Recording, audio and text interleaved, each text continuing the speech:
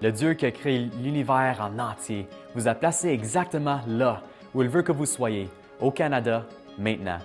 Nous pouvons le lire dans les Écritures. Dans les Actes au chapitre 7, Paul dit au peuple d'Athènes que Dieu a créé à partir d'un seul homme tous les peuples pour qu'ils habitent toute la surface de la terre et qu'il a fixé des périodes déterminées et établi les limites de leur domaine.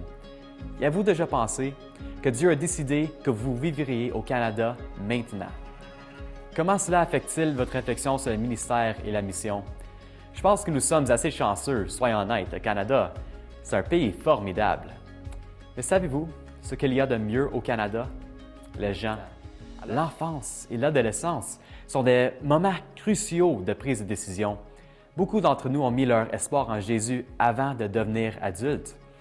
Il y a d'excellentes occasions d'évangélisation, ici même, chez nous. Et je veux vous en parler de l'une des meilleures occasions, le ministère des camps. C'est une manière fantastique de partager l'espoir de Jésus. En voici 10 raisons. Un enseignement biblique ciblé. Au camp, la parole de Dieu prend vie. Aucune technologie. La créativité s'épanouit au camp. La beauté de la création. Le camp favorise l'appréciation de la nature. Une communauté sûre et aimante. Le camp nourrit un lieu d'appartenance pour tous. Des occasions de leadership. Les campeurs et les moniteurs grandissent à mesure qu'ils apprennent à servir. Le mentorat au quotidien. Les moniteurs marchent à côté des campeurs pendant qu'ils apprennent. De nouvelles activités.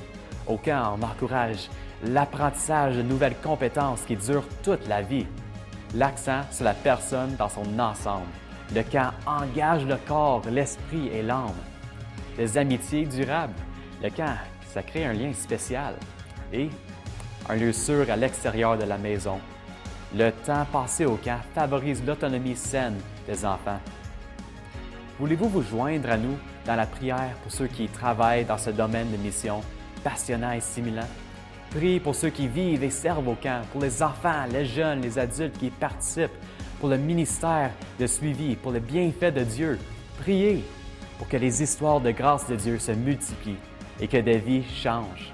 Dans Acte 7, Paul poursuit en disant que Dieu ordonne maintenant à tous les peuples de se repentir, car il a fixé un jour où il jugera le monde avec justice par celui qu'il a désigné.